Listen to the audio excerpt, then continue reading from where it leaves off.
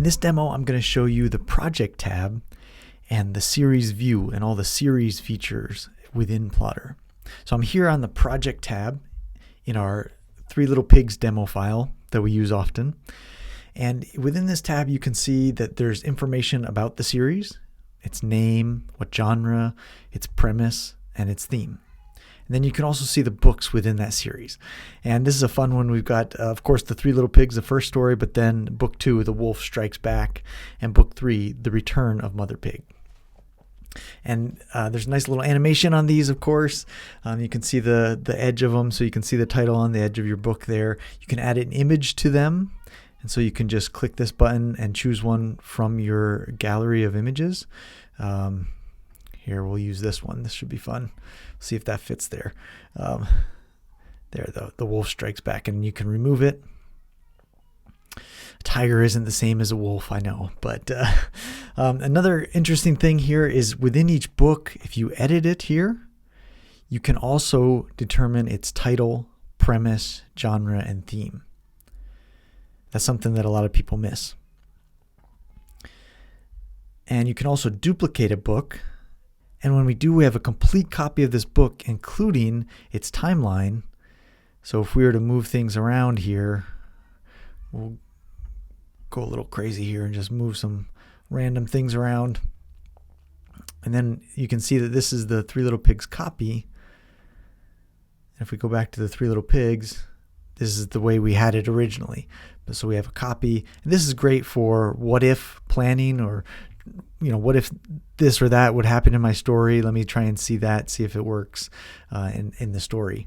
So I'll go back to the project tab here. I'm just going to delete that for now. Are you sure? Yes. And then we can add as many books into a series as we want. So we just click one here, give it a title. I don't know, book 4. Can't come up with anything on the spot here. So if I were to click save here, it would just show up in this list of books. If I click save and open, it will take me directly to the timeline. So this is a brand new blank timeline that I can add to. And as you see, I've got another choice here in this drop down of book 4. And I'll go back to the project and you'll see book 4 here. And I can drag and drop these. I can move them around so that now book 4 is second in the series if I wanted to do that. There's another option here when you're creating a new book. You can start with a template. So this gives you access to all the plot templates that we have in here. I'm going to choose the first one that was under my mouse, Freytag's Pyramid here. So I'll choose that, create another book. And when I go into it, it's got the template already in there for me. Of course, you can add more templates to stories very easily with that. So that's the series tab. That's all there is to it. One other important thing about the series capabilities within Plottr is the series view. So I'm going to get there from this drop down, the series view. It has the name of the series and the series view. And when I do, it's different than any of the other books, but it's the same idea. It's a timeline, but this is meant as more of a bird's eye view where you can think of the whole series as one story, and each book is one chapter in this larger story.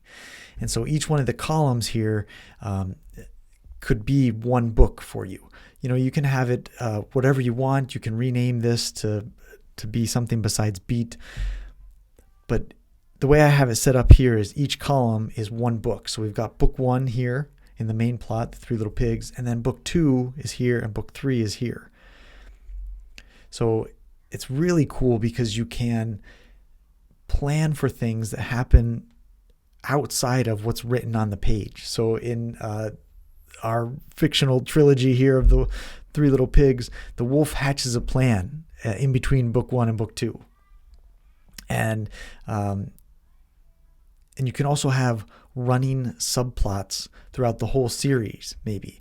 Or some people even have different series, like a mini series or a spin-off series that you can plan for here in the series view. It's still in the same world, but it's it's a different thread of story.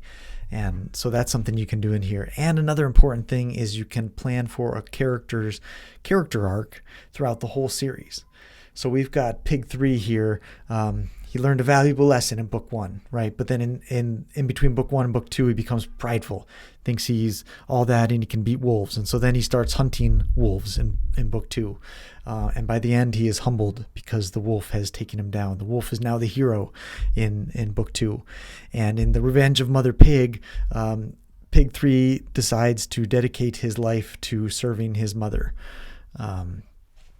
And so that's just a fake character arc that we've made for him, right? But you can plan for this and visually see how the character changes throughout the story, and you can plan for things that don't happen on the written page within your series. And so the series view is really powerful, and it has really changed the way that I plan my stories.